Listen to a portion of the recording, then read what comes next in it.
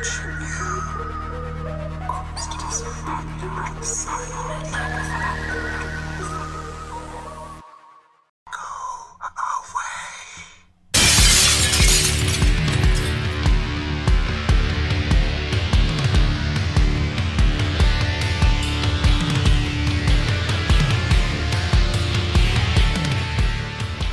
guys, and welcome back to Talking with Shadows, the conversation everyone has, but no one wants to admit to. Here with your host, Vic Whately. And Marcus D. And welcome back, I would say, to part 2, I guess, on our series of legendary cities. Well, mine's more like legendary islands, but just so you guys know, we're going to do a legendary cities video. But I got called into work and ended up working a day I didn't think I was going to, and I ended up not prepping, so this became a two-parter. Well, it wasn't even just that. It was just, like, all of the stuff that we came up with, like, all the information that we found. There was so much of it for all of these different, like, cities and islands and places that we had found that it was just going to be more than one episode by the time we were done. Yeah, last time we spent like the whole episode just talking about Zathura. Zazura. Sorry. Zazura. That's how you pronounce it. That's kind of a weird name. I know. We're like terrible when we're trying to like pronounce stuff. Oh, and don't worry, guys. That's not going to get fixed this episode. No, we've got plenty of things to mispronounce in this episode. So today we're going to be talking about Hy-Brasil. But before we get into talking about Hy-Brasil, kind of some paranormal news. Now, I know with the coronavirus going around, a lot of people have gotten like quarantined or they've had to stay at home and they've had to figure out ways to entertain themselves. Like they've had to figure out like how to make do.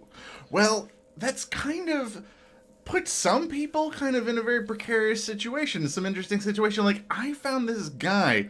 It was so cool. His name is Brent Underwood. In 2018, Brent decided he just wanted to buy a haunted town. Okay, that's a cool thing to do. Yeah, I know. You know, when you've got just so much money, you go, what am I going to do with it? Yeah, I'm just going to buy a haunted town out in California. So Brent decides that he is going to buy Cerro Gordo, I think it's how you pronounce it, out in California. It's about 3 hours outside of LA. And he buys this in March.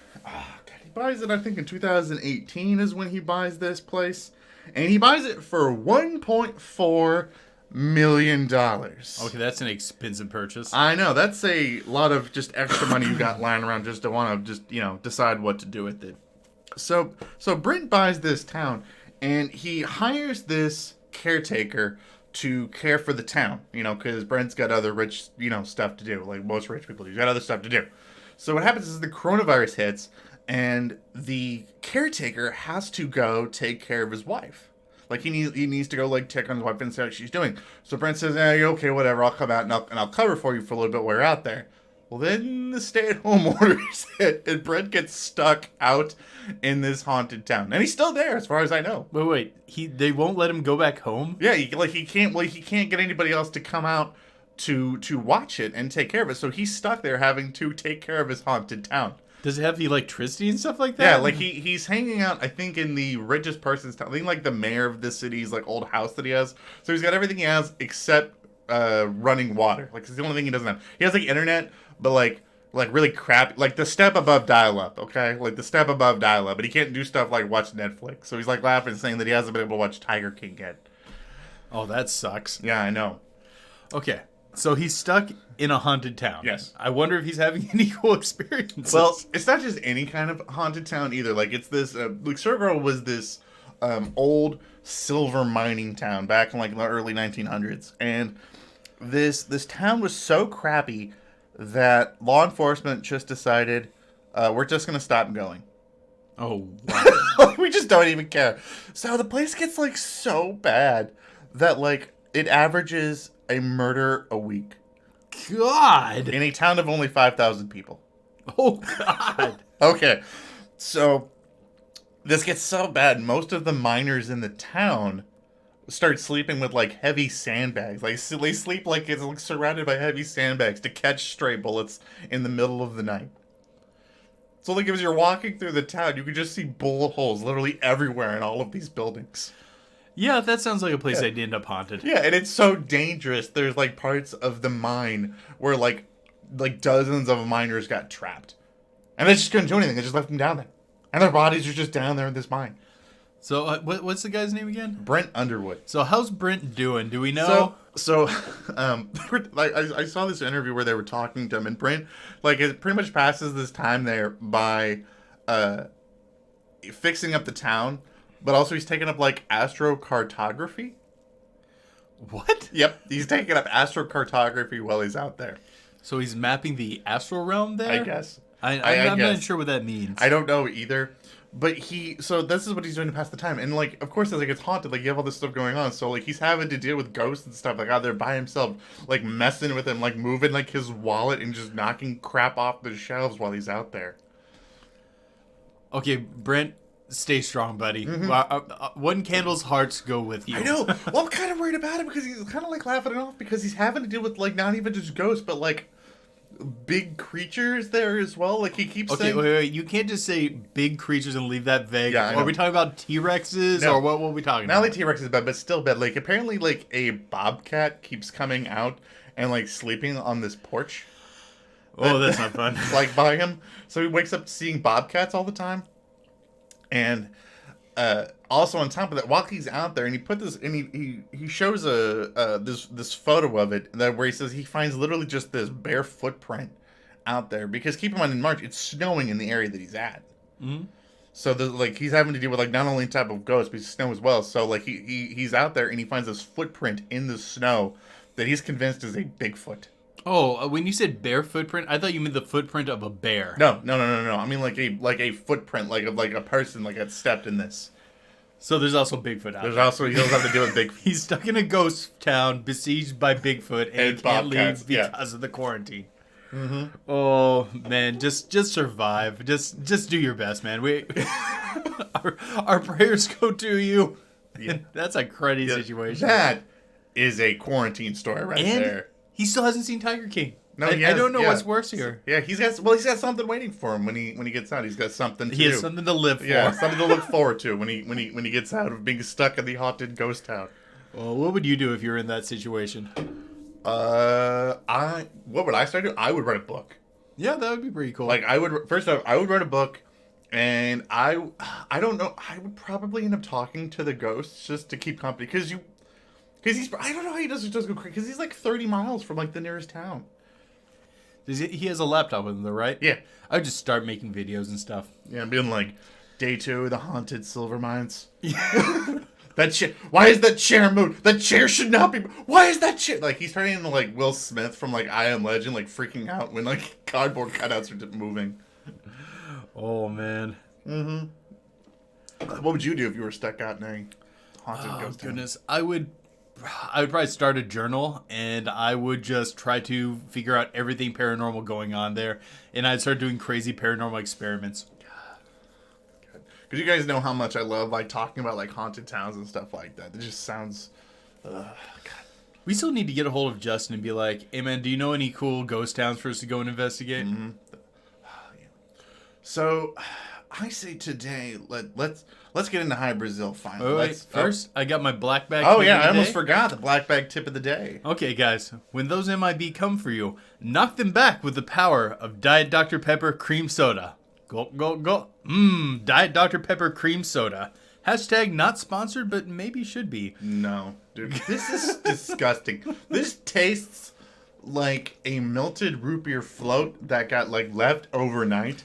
That you like drank because you like thought it was your new drink, and you go, "Oh crap, it's that drink that I left out from before." It's pretty good. I actually like it. No, it's not. It is gross. I got 3 cases of this stuff because I love it. I'm offended you offered me this.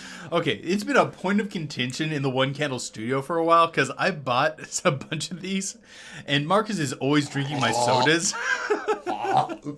You know, you can always bring your own damn sodas. You know that, man. So my options are buy my own soda, drink this. Yeah. I'm gonna drink this. I'm drinking this. I'm not buying my own soda like a wild animal. Okay. Let's get into Hy-Brasil. Okay, yes. Oh, okay.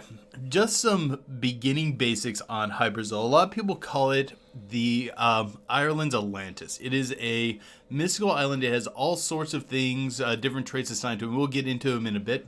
But the big thing is there's a lot of hard facts surrounding Hy-Brasil, particularly since It's appeared on a ton of nautical maps. There's very little question on where this island was supposed to be. We pretty much know more or less exactly where, and there's a ton of information on it. So, what's up? Until you said that it was off Ireland, I really thought we were talking about South America. No, Like Brazil, like in South America. Well, you said that. That's what I was assuming. That's why I was assuming that it was the like in names South America. There's a little bit of contention, but formally the names are not connected. This is even spelled differently, and this is named after like the mythical Celtic king who rules over all countries, and this was like his seat of power. But that's only one of the many myths involving Hy-Brasil. But let's get down into some of the hard facts. And guys, I have a big piece of paper here. Yeah, I know. He brought notes. So just for the record, a lot of times when we do these videos, like Vic is doing this from like 95% memory. And he's got notes that I have not seen him put any effort into except like his D&D campaigns. Like, I normally don't like doing notes because I'm not great at reading off a piece of paper. So... well, you're going to get to see that firsthand. A lot of these names are going to be mispronounced, and I'm probably going to be a little stunty here. But okay. Hy-Brasil's first notation was in 1325 in a Genosian map by De La Toro, who is a fairly famous cartographer from that time period, and he put it to the southwest of the Galway Bay, which is one of the major bays in Ireland. Next, it pops up in 1339, and the island was noted to be... small, round, and with a singular channel running through it. And this is the first time we get an actual good description of what the island looks like. In 1480, it was noted to be southwest of Ireland, and that was noted on the Catlin map. Several expeditions from Bristol were later launched in 1480, 1481, and 1497, specifically to find the exact location and map out Hy-Brasil, but it's a little vague historically on what they found. Although on at least one of those expeditions, it was confirmed that they were able to locate the island, but is not really specific on if they actually got out and walked around and surveyed it or anything like that. It was noted in the Pyrrhus map of 1513, and also on the Ortiz map and the Euro-Makita map of 1595, which are both very famous historical maps of Europe. On a voyage in familiar waters in 1674, Captain John Nesman became lost in a fog bank, and when he came out, he found that his boat was very near to the shoreline and many rocks. They weighed anchor and went to explore this island they found, and they found out that there were these large black rabbits there, and they found an old man who was supposedly living in a castle by himself who gifted them with gold and silver and things like that, and apparently had some very peculiar ways to him and was secretive, but they weren't real specific on the details on what exactly that meant. It was shown in the British Admiralty maps until the 1870s, but not long after that, it seemed to just kind of disappear from the map records. Not very many maps showed it after that. In 1872, T.J. Restauro and Robert O'Flannery claimed to have visited the island on 3 separate occasions. From the reports I read, it seems that they just sighted the island. They didn't actually get off and walk around on it. On one of the journeys, Restauro brought his family with him, and the whole family claimed to have seen the island appear out of a fog bank, be visible for a few moments, and then disappear again. And on separate voyages, both Saint Bernard and Saint Brendan claimed to have gotten out and walked around on the island, and both of them gave remarkably similar accounts of what the island looked like, its size, its characteristics, and both of them proclaimed it to be a heaven on earth. And perhaps the most interesting one, on July 7th, 1878, remember those dates, they'll be important later, inhabitants of a town called Ballycotton spotted a never-before-seen island off their coastline. After watching it for some time, they were able to note fields, pastures, grazing cattle, forests, things like that, and some men rode out to explore the island. But as they approached the island, it just faded away to fog, and they were never actually able to get there. But apparently hundreds of people were involved in this sighting, and many people passed down the story of this account. So those are the hard facts we have on Hy-Brasil. Sorry about that long tirade there. So it sounds like over the course of like 500 years, the only thing people can agree on is they don't know exactly where it is, and it keeps popping up in different places. Well, there's a lot of myths about Hy-Brasil, and there's some tricks to it. Like, apparently, it can only be found on every 7 years on the 7th month of the 7th day. Mm-hmm. And the interesting thing is that pretty much matches up with the Ballycotton case, because it occurs in 1878 on July 7th, which would be the 7th day of the 7th month, and we kind of have to just assume that that's an accurate year. Yeah, I wonder whether or not if that's just like a weird coincidence where like it just happened on that day and people just had to be like, there's absolutely like just this has to be a thing that it can only be found at this particular time because there's no way else that it could have been like another time. Some things make me think it might not, because also remember we mentioned Hy-Brasil in the Rendlesham Forest case, right? Because it was listed in a list of longitude and latitude and things like that. It was actually number 7 on that list. That's actually kind of weird. Yeah, there's definitely some odd stuff involving the number 7 here, and that's not even the beginning. So where do you want to start? Because we have a lot we can unpack. So the here. difference between say what we did in the last episode, where we're talking about Zazura and Hy-Brasil. The big difference is Hy-Brasil is not just one city; it's actually an island. Yeah. Okay. So what is actually rumored to be on the island itself? Oh, okay. Buckle in. There's a few of them. Like I kind of alluded to earlier. Some believe that it's the court of this mythical High King of Ireland, this king that sets judgment over all other countries. But that's far from the only one.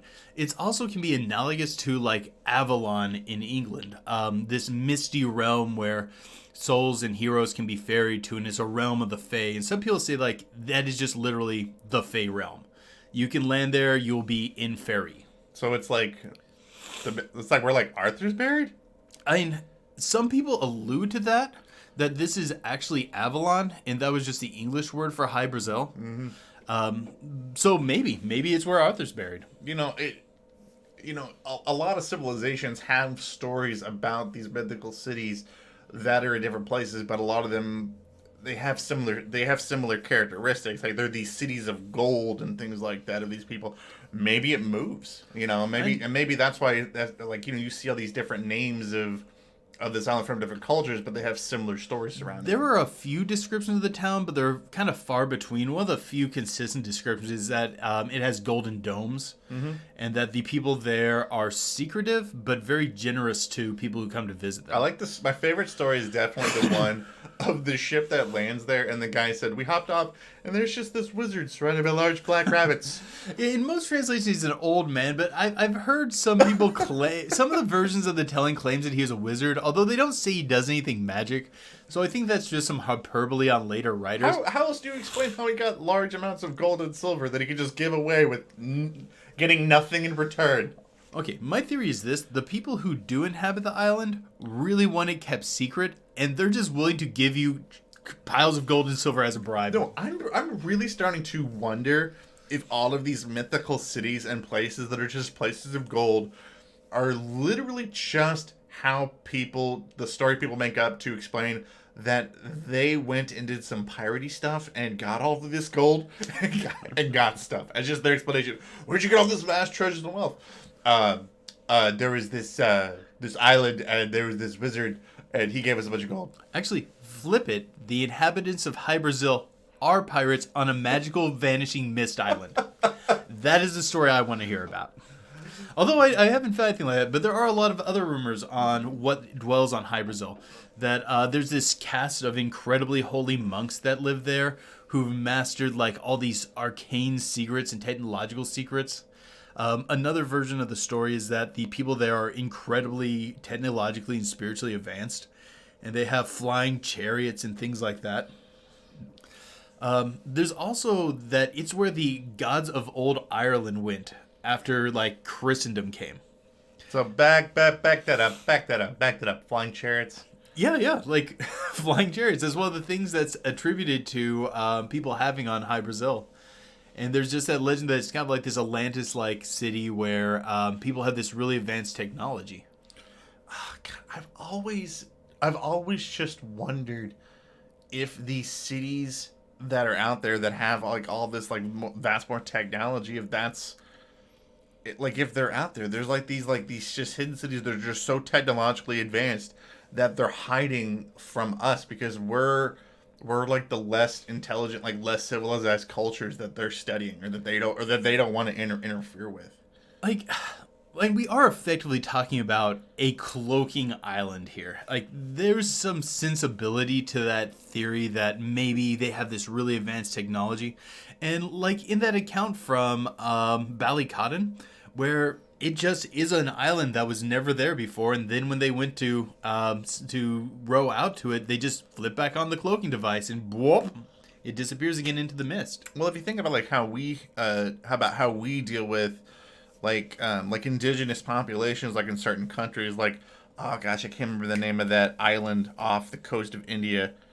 Oh man, I'm thinking way more of National Lampoon's Vacation, where they're approaching like, up, roll them up. Yeah, roll them up. You know, well, but with that, like most governments have a like policy and have a law of just non-interference. Like you cannot go there because we don't want to impact like their culture in any sort of way, and whatnot. And so I'm wondering if that's what's going on, like on these islands and stuff like that, like the island of Hy-Brasil. There's this more advanced technology with these flying ships, and they're just told not to reveal themselves to us, except every once in a while they mess up.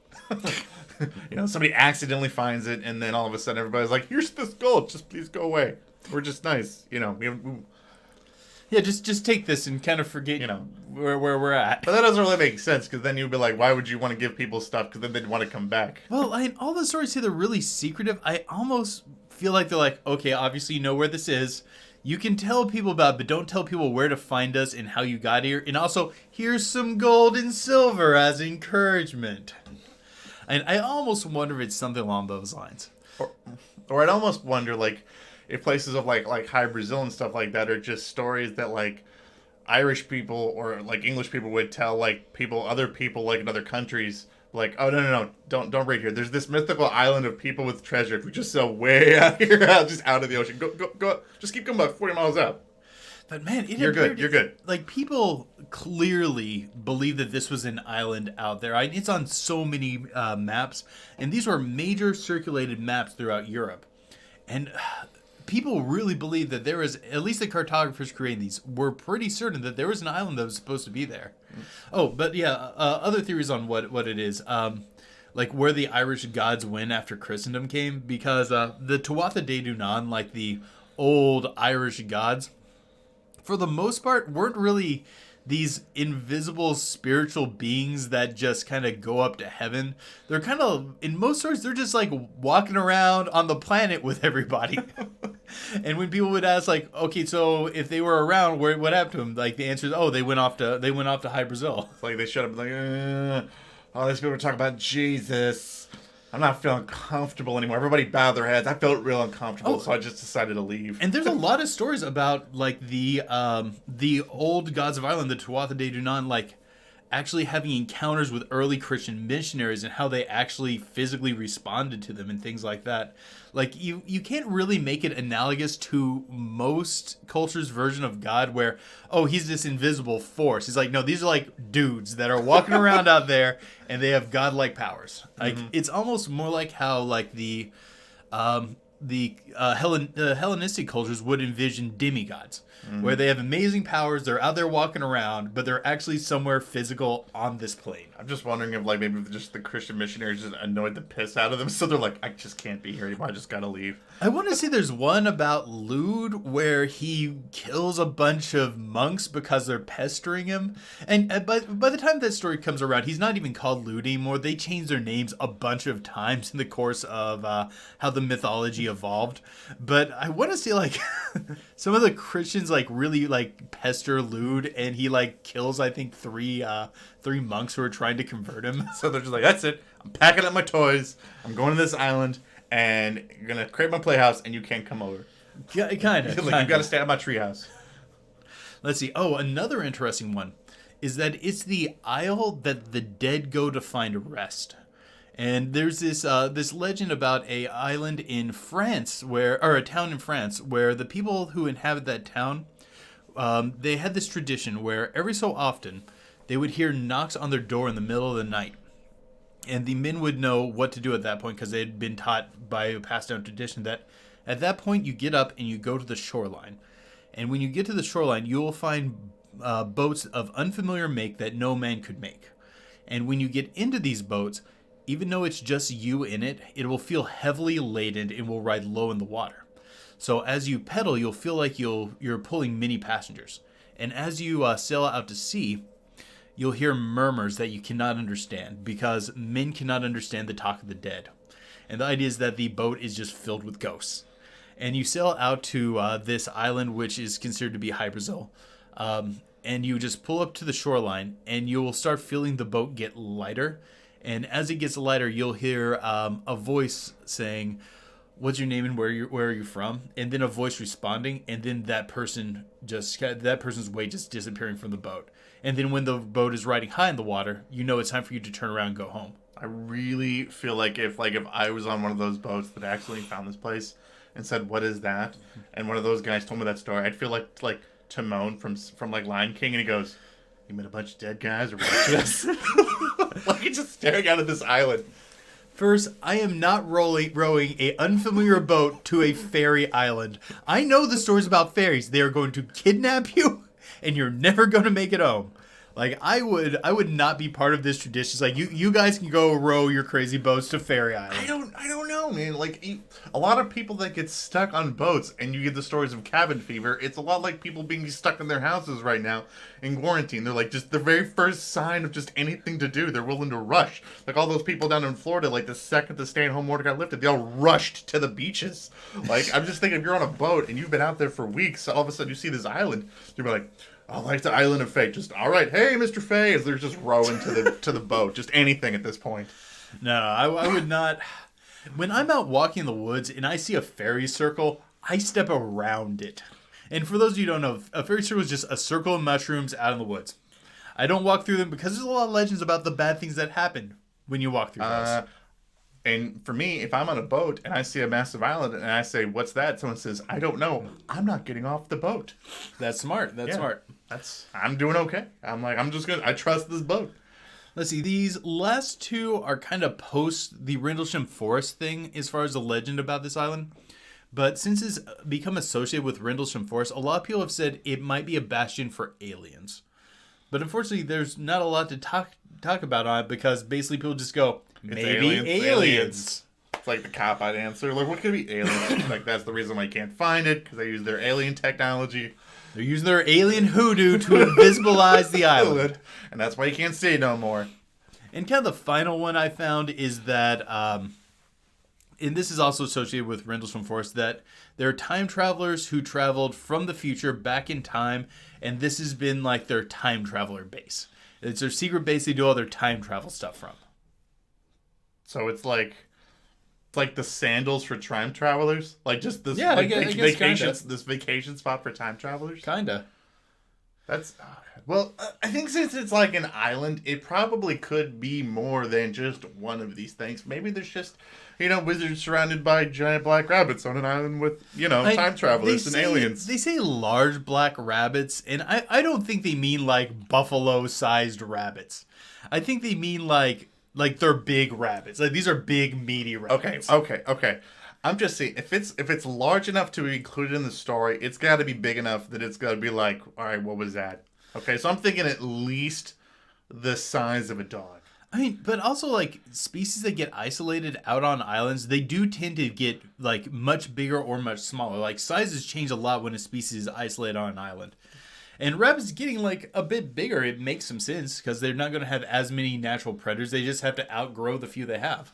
Like when I hear that story, I'm really thinking that's like Radagast the Brown, like from the Hobbit movies, like those giant rabbits, and they just encountered this wandering wizard that's out that has no reason for gold and silver. Here, just take it, please. I don't need it. Just take it off. Just go away. I really think they're just talking about like a big meat rabbit. I really think that they just wanted to just be fanciful. They probably did some hinky stuff and just to explain where they got this gold. Wizard did it. Okay, what if I told you that there is a lot of evidence that Hy-Brasil actually did exist, like physical evidence. I'm not talking about maps, and we can figure out where it is. I would say tell me more. Okay. Jada, people using satellite technology to scan the Earth and look at like what lies below the surface of the water, basically started looking at these old maps to try to find clues. And one of the other islands that used to appear on some of these maps that was off the coastline, I think it's called Dar. I can't remember the name of it offhand right now, but it has a very distinct shape. And so they started looking for things in the clues on the map. So a lot of people said located it to the west of Galway Bay. And along there, there's a thing called the Porcupine Ridge, and it's just this underwater shelf. So they started looking west of Galway Bay, following the Porcupine Shelf, because it's just not going to be past it. There's nothing to prop it up past there. And they find an island that looks a lot like Dar, and they start kind of mapping it out. It's like, yeah, this was probably above the surface at one point in time. So now that they know where Galway Bay is and they know where Dar is, they use that to figure out where would Hy-Brasil be. So they start looking there, and sure enough, they find these two mounds that look like a circle that's split down the middle by a channel. And that is the exact description of Hy-Brasil, and it's pretty much right where Hy-Brasil should be based on those 2 points. But something that I just have a hard time wrapping my mind around, and a lot of people do, when you tell us these stories about these islands, most of the reason about why we're not there is because they were destroyed in a single night by like some sort of volcanic activity or a tsunami or whatever. And most people say that it takes millions of years for tectonic activity to get rid of to change like the landmass like that, doesn't it? Well, not necessarily. In this one, there are a lot of signs that that region was wrecked by some geological activity. So there's a good chance that it could have been destroyed, not in hundreds of years. It probably wasn't overnight, but it probably wasn't hundreds of years either. They don't know the exacts on it because they really haven't gotten super close and went to examine the area. But it does look like this is an area that's been wrecked by a lot of issues. It's kind of really close to the edge of the Porcupine Ridge, and that is an area of really heavy geological movement and things like that. So there's a good chance it was just hit by a major earthquake and ended up collapsing. They don't think it's sunk because this was definitely an area that would have been above water during the last ice age, but they don't think that that's when it was above water. They think it was likely more recently than that. Yeah. But I thought that was really neat when I was doing the research where they're like, yeah, we are like 99% sure we know where this is. Well, and I think for a lot of people, like, you know, like in the past, a lot of storytellers and stuff like that, most ancient people, while, again, I'm not trying to not discredit them because they were far more advanced than what we give them credit for, probably had a hard time understanding tectonic activity. So if they're trying to explain why is a city suddenly not there anymore, they're probably the only thing in their mind that they could equate something that could destroy a whole city would be a massive geological event. Or maybe, just maybe, the island isn't really sunk. It's either magical or technological, and it's just hanging out at the bottom for its time to rise up again. It could be. Oh, could be. Perhaps it's waiting for the stars to be right, to rise from the ocean's deep again. For those of you who are Lovecraft fans. Yeah, well, the problem is I don't want nothing from a Lovecraftian world rising up again. I think that would be bad for us. Oh, man, the stories of Hy-Brasil are way tamer than, like, the stories of Rollier. Yeah, like, if I'm showing up to anything from, like, Rollier, and it's like, here's the silver and gold, go ahead and take it. I'm like, no, thank you. Actually, no, that's a really common theme in, like, the stories of the second season Lovecraft world, too, that they have all this gold and shit to kind of pay you off with. And it doesn't bode well for most of the characters in Lovecraftian's work now, does it? No. Most of the stories do not end well. And before anyone tries to call me out on it's Rollier, not Rollier, Lovecraft specifically said, I don't give proper pronunciations for my words because that makes them sound less alien. Pretty much every pronunciation is going to be correct. I'm thinking we should definitely be not getting over the more important fact of don't be taking gold from strangers and people you don't know. Yeah, truthfully, okay. Say you are, I don't know why you'd be in a boat. I don't want to be in a boat. If you somehow end up lost in mist and end up on this island with this nice old man trying to give you gold and silver, what do? I say no. Yeah, I'm kind of tempted to do the same. On one hand, you might get free gold and silver, but I feel like you're entering into some sort of Faustian bargain because For the most part, like, just in case they're Fae, I don't want to take a gift from the Fae. No one just, it just doesn't, it doesn't make sense for someone to just be walking out handing you all of these, just treasures and stuff for absolutely no reason. There has to be something that they want. I don't know if it's like food and drink where if you end up taking any of it, they now own you. But I'm pretty sure when it comes to anything involving fae and fairies, there's a trick to it. There's some sort of angle to it. And I just would not want to get involved with it. But that's why I always have so when it comes to many of these, mythological cities and stuff like that, and these stories of these people offering these great treasure and wealth, many of these places want to stay hidden. Hy-Brasil seems like a place that no matter what story you tell, whether it's aliens, time travelers, King Arthur's Little Eden on Earth. These are not places that people want to be found. They want to be isolated. So why would you be giving treasures and stuff as a reason for people to come back? And I get the whole thing of you're trying to pay for silence, but there's no way. That just tells the story. There's this rich stuff. The other possibility that I thought of would be that it's kind of tied in with their culture. They're isolative, they're secretive, but they're also very auspicious. Mm-hmm. They're very generous. Yeah, it's like Mansa like we were talking about in the last episode, where he would just give gold just because he had so much. It's no big deal to give the richest man in the world just hand out thousands of dollars to people because it means very little to him.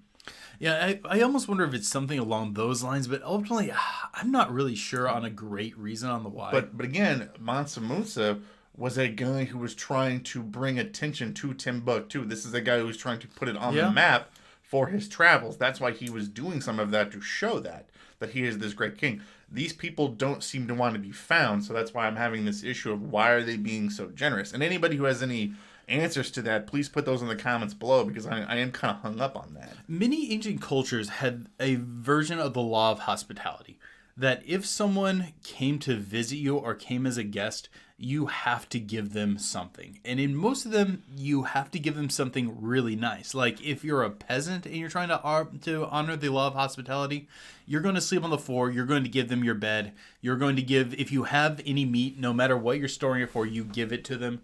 But there were plenty of stories in the ancient world where just people visiting the law of hospitality because you're a nobleman is you give them gold, you give them silver. But I guess also the fact, too, if it's a place that where you know that it's not going to be here tomorrow, then maybe you just don't care because they're not going to be able to find it again. Also, take it back to Masamunda. One of the biggest books written on him that's from his time period, or a few generations after his time period, comes from a pilgrim that's traveling to Timbuktu because he's heard about how much money they'll just give you as a guest. Because if you go there as a guest, and because according to the guy writing the book, I think he was Moroccan. I'm not 100% sure on that.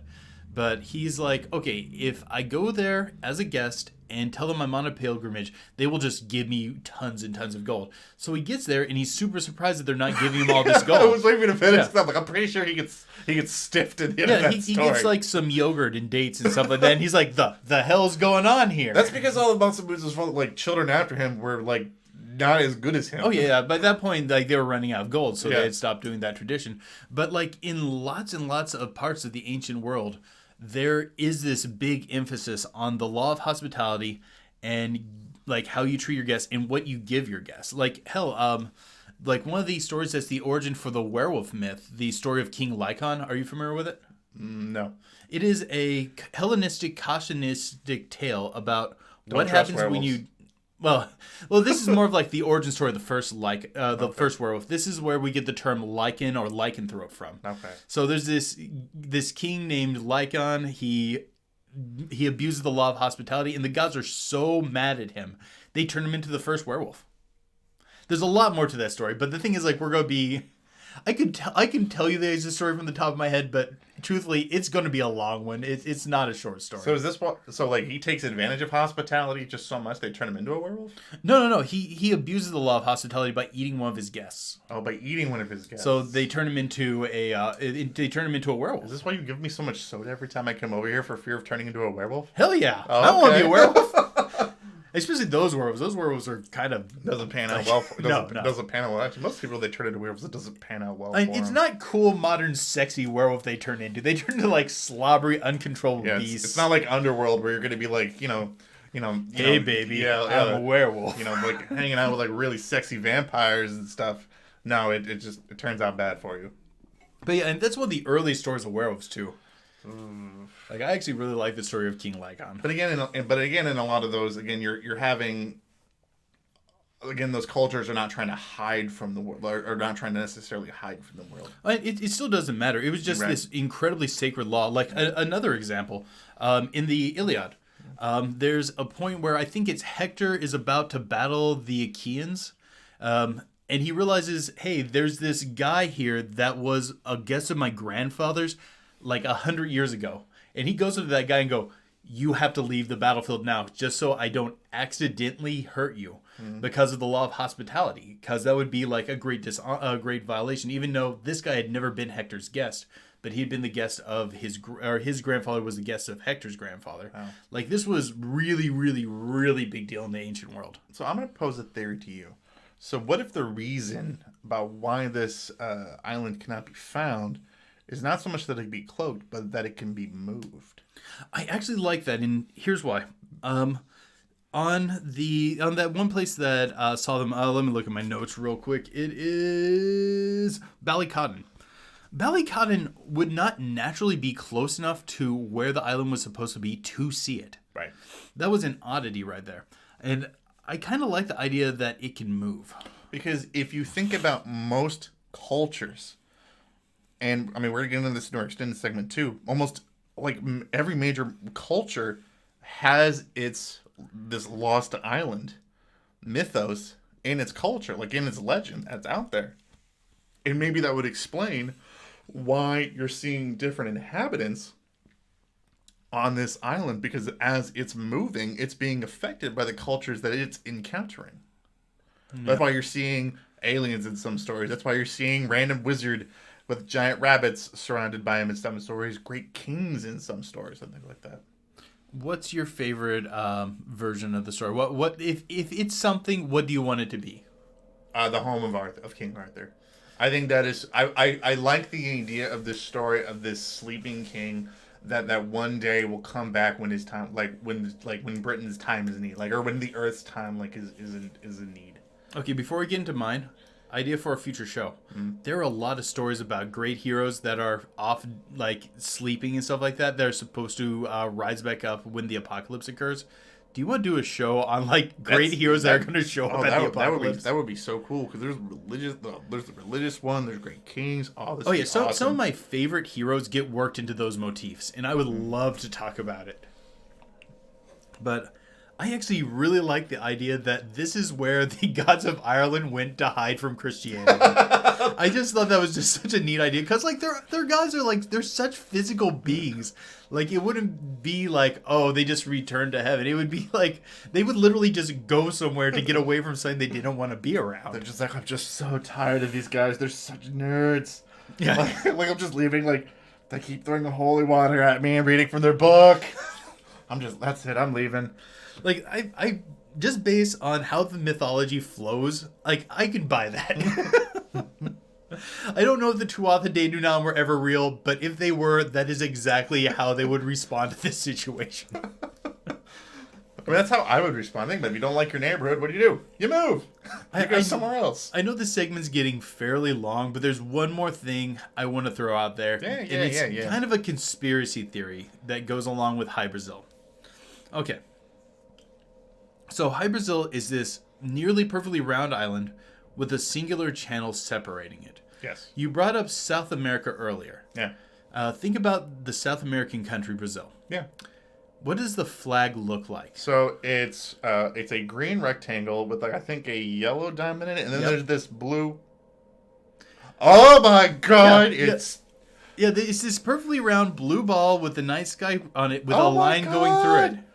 And the thing is, there's not one consensus on where Brazil's name came from. It's actually a point of contention and a bit of a mystery. That's so weird. Yeah, and the country actually was not originally named Brazil, but it ended up changing its name around the same time Hy-Brasil started disappearing from maps. Whoa, that's weird. Yeah, no, it's very odd. I don't have an angle on this conspiracy, but I did not want to end the podcast before I at least had a chance to throw it out there. It's one of those things like you don't know why it's there, but it's kind of weird. It's like why is that a thing? I feel like there has to be a connection somewhere here, but I couldn't tell you where. Okay, I talked a lot on this and my throat's starting to get sore. We about ready? Yeah, I think that's pretty good. So, yeah, definitely leave your guys' thoughts on what you guys think. And definitely in the comments below. Also, if you guys like this episode, don't forget to make sure you guys leave us a review on wherever you guys are listening to this at. It definitely helps the podcast by doing it. Make sure you definitely subscribe, hit the notification bell if you're listening to this on YouTube or for wherever, to make sure that you guys can get updated whenever we put up more content, because our plan is to release a video every week, an episode every week, while all this craziness is going on. Also, thank you guys so much for tuning in, and super big thank you to our patrons. Absolutely. It's because of you guys that we can do this every week, so we thank you guys so much. But until next time, guys, keep believing. Because we'll keep listening. Okay, so where are we getting into in our Pillow Talk segment? So, I know in the last episode, remember when I was talking about like mythological cities like El Dorado and Atlantis, and I said we wouldn't really be covering them? Yeah. Yeah, because I mean, it's too easy and they're too widely known. We'll try to bring some stuff that maybe people don't know about. But have you ever heard of the Japanese Atlantis? Yes, I've actually found it very interesting. Yes. I've heard a lot of really contentious stuff about the place, too. Yeah, and I thought that would be definitely a good thing to talk about, because not a lot of people know about them. So officially they're called the Yonaguni Formations. I know I just butchered that. I apologize. Is it Onagumi? It might be how to pronounce it. But so how they were found was in 1986, apparently there was this really famous underwater diving spot way southwest of Japan, like way down southwest. Like there was this big underwater diving spot where people would go to swim with hammerhead sharks. That sounds awesome. That sounds horrifying. Dude, hammerhead sharks are beautiful. No, hammerhead sharks are a great thing to watch on Shark Week. They're cool to watch in aquariums. Me going out to dive with them, hell to the no. Well, the thing is, you can't really keep them in aquariums. You gotta go see them in the wild. I'll watch them on Shark Week then. Okay, they eat people. Yes, they eat people, but they're so beautiful. They eat people. They school. They look like they're the ravenous hillbillies of sharks. Their teeth go in random different directions. They're like if you gave a shark meth. Like that's what they turn into. I don't care. I would still love to do this. They turn into deformed, rabbited tooth, going in random places. You know what?